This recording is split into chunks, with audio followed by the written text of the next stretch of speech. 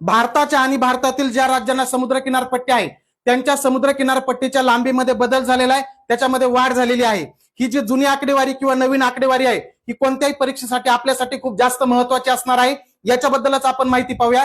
ही वाढ होण्यामागे कारण म्हणजे अगोदर जुन्या मापन पद्धतीनुसार मोजली होती 1970 ला, आता आधुनिक मापन पद्धतीनुसार ही मोजणी केलेली आहे। त्याच पद्धतीने नवीन जे बेटा आहेत त्या बेटांची सुद्धा समुद्र किनारा याच्यामध्ये ग्राह्य धरलेला आहे, ऍड केलेला आहे, त्यामुळे लांबीमध्ये वाढ झालेली आहे। आता वाढ कशी झालेली आहे, भारताचा जो एकूण समुद्र किनारा होता तो 7516.6 किलोमीटर एवढा होता, त्याच्यामध्ये वाढ होऊन आता 11098.81 किलोमीटर एवढा भारताचा समुद्र किनारी पट्टी झालेली आहे। आणि समुद्र किनारपट्टीच्या लांबीमध्ये जो बदल झालेला आहे तो 47.6% ती वाढ झालेली आहे। लक्षात ठेवा, महाराष्ट्राचा जुना किनारपट्टी 720 किलोमीटर होती, आता नवीन किनारपट्टी आहे 877.97 म्हणजे 878 किलोमीटर एवढी आहे। आणि महाराष्ट्राची समुद्र किनारपट्टी 158 किलोमीटरने वाढलेली आहे आणि राज्यामध्ये समुद्र किनारपट्टीच्या लांबीत महाराष्ट्राचा 4था क्रमांक लागतो। त्याच पद्धतीने सगळ्यात जास्त समुद्र किनारपट्टी असणारं जे राज्य आहे ते गोवा, गोव्याची जुनी 1600 किलोमीटर होती,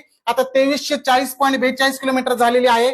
आणि राज्य आणि केंद्रशासित प्रदेश धरून आता पहिल्या क्रमांकावर असणार आहे अंदमान निकोबार बेट, कारण याची एकूण समुद्र किनारपट्टी 3083.50 किलोमीटर झालेली आहे आणि पहिल्या क्रमांकावर असणार आहे। राज्यामध्ये फक्त गुजरात पहिल्या क्रमांकावर।